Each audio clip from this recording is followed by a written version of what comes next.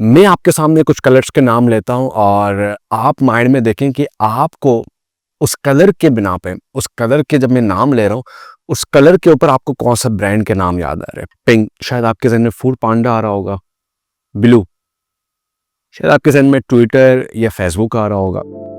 Red, शायद आपके आपके जहन में नेटफ्लिक्स आ रहा होगा। वाई, हाउ, कैसे ये चीजें हमारे जहन में आ रही होती हैं। Well, this is the power of branding. क्या होता है ब्रांडिंग, कैसे होता है और सोशल मीडिया डिजाइन के अंदर इसकी क्या इंपॉर्टेंस है, आज की इस वीडियो में हम देखेंगे।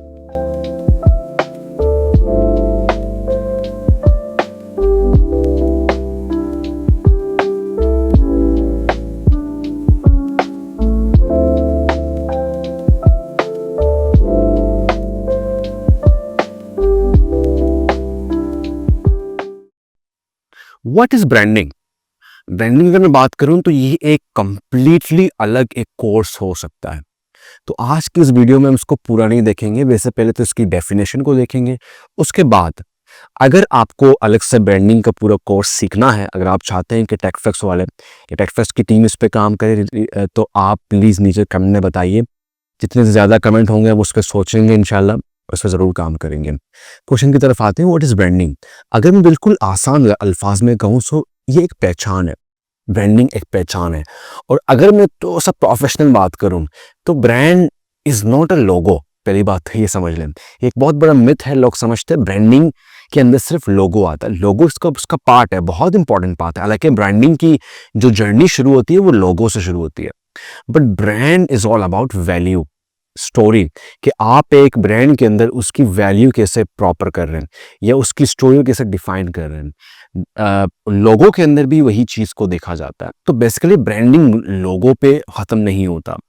तो एज यू कैन सी, मैंने पहले ही कहा था कि ब्रांडिंग एक बहुत बड़ी चीज है और इसके लिए एक अलग कोर्स हो सकता है जिसमें 25-30 वीडियोस हो सकते हैं। तो right now the question is that, ठीक है, पहचान है, इंपॉर्टेंट है, और वैल्यू है, स्टोरी है, और ब्रांड गाइडलाइंस होती है, इसके अंदर ब्रांड आइडेंटिटी होती है। सो सवाल ये है कि सोशल मीडिया के अंदर फिलहाल एज अ बिगनर हमें किन किन चीज़ों का ख्याल करना है कि सोशल मीडिया डिज़ाइन के अंदर हम एक ब्रांड की बात करें। पहली बात तो ये कि जब कोई क्लाइंट आपसे रुजू करेगा सोशल मीडिया के लिए, उसकी ब्रांडिंग पहले से हो चुकी होगी, उसके ब्रांड गाइडलाइंस पहले से तय हो चुके होंगे, उसकी ब्रांडिंग कदर पहले से तय हो चुकी होगी, उसके पास लोगो तैयार पड़ा होगा, वो आपको सारा कुछ दे देगा। अगर नहीं है, आपने उससे लेना है। पहली बात तो ये हो गई। उसके बाद किन किन चीजों का हमने ख्याल करना है ब्रांडिंग के एस्पेक्ट से सोशल मीडिया डिजाइन के अंदर। सबसे पहली चीज हमारे पास लोगो आता है। लोगो प्लेस करना बहुत जरूरी है, और लोगो को प्लेस करना इतना जरूरी है कि आप ये समझ लें कि विदाउट लोगो एक सोशल मीडिया डिजाइन ऐसा है कि एक बच्चा है जिसका कोई नाम नहीं है और वो घूम रहा है। आप कैसे इसको पहचानेंगे, आप कैसे इसको नाम से बुलाएंगे, कैसे मालूम पड़ेगा ये बच्चा कौन है? ठीक है। और दूसरी मिसाल ये कि आप एक पार्किंग के अंदर आपने अपनी 70 बाइक खड़ी कर दी है, उस सारे सेम दिख रहे हैं। जब तक आप अपना कोई अनोखा चीज नहीं लगाएंगे उसके अंदर, कोई स्टिकर या कोई कलर, तो जाहिर सी बात है आप उसको पहचान नहीं पाएंगे। सेम गोज, करोड़ों सोशल मीडिया डिजाइन है, अगर आप अपना लोगो नहीं लगाएंगे तो पहचान कभी भी नहीं बन पाएगी। दूसरी चीज हमारे पास है branding colours.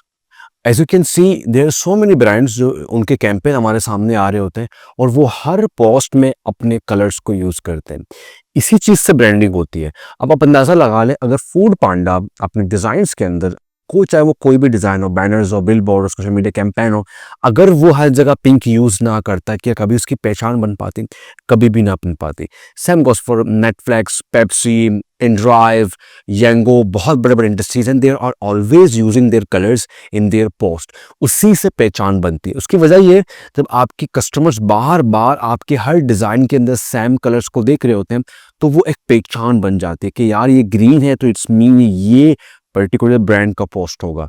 So colours one of the most important part है, स्पेशली सोशल मीडिया डिजाइन के अंदर, कि we have to use it. चाहे वो 10% है, 30% है, या 100% है, या 40% है, we have to use it. Is the most important part in social media design. Then उसके बाद हमारे पास फोर्थ है ब्रांडिंग शेप्स। आपने देखा होगा इन ड्राइव के अंदर उनका एक पर्टिकुलर शेप है।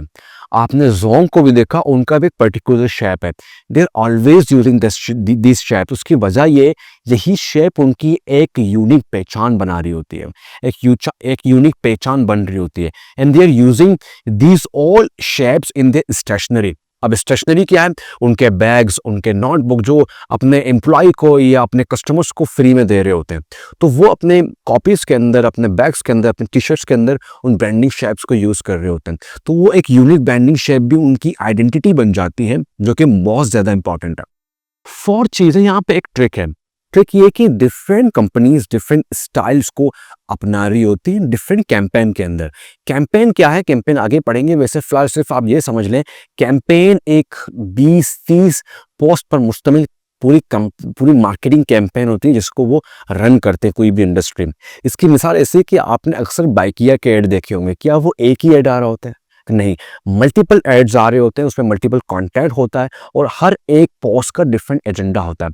तो अक्सर वो हर साल में 2 या 3 कैंपेन चला रहे होते हैं। हर कैंपेन के स्टाइल को वो चेंज कर रहे होते हैं। तो हर कैंपेन के स्टाइल को चेंज करना मीन वो 20-30 पोस्ट के अंदर एक पर्टिकुलर स्टाइल को ले रहे होते हैं। चाहे वो अब शेप का, उसमें शेप डिफरेंट हो, उसमें इमेजरी को यूज करने का डिफरेंट तरीका हो, टेक्स्ट को यूज करने का डिफरेंट तरीका हो। इससे क्या होता है, उस कैंपेन के अंदर एक आइडेंटिटी बन जाती है कि यार ठीक है, हमने अब तक जितने भी इनके पोस्ट देखे हैं उनमें ये एक स्टाइल दिख रहा है। Styles can be change in different campaigns. अक्सर कंपनीज अपने स्टाइल को चेंज कर रहे होते हैं, बट कलर्स, लोगो और उनके ब्रांड शेप्स वो कभी भी चेंज नहीं होते, जिनको हम ब्रांड आइडेंटिटी भी कह सकते हैं। सो ये 4 चीज़ें जिनको देखना और परखना बहुत ज़रूरी है एक ब्रांडिंग एस्पेक्ट के हवाले से इन सोशल मीडिया डिज़ाइन। इससे क्या होता है, ट्रस्ट इंक्रीज हो जाता है यूज़र का, और वो आप पे ट्रस्ट करना शुरू कर देता है कि हाँ, इनकी हर चीज़ सेम दिखती है, ये एक ब्रांड के लेवल पे काम कर रहे हैं। उससे आप अपने क्लाइंट को कन्वर्जेंस इंक्रीज कर सकते हैं, उनको हेल्प कर सकते हैं उनकी सेल्स इंक्रीज करने में। So this how we take care our branding aspect in social media design. So I hope आपको ये चीज़ क्लियर हो गई होगी। इनको हम प्रैक्टिकल अप्रोच के अंदर बहुत अच्छे से देखेंगे, स्पेशली कैंपेन डिज़ाइन के अंदर।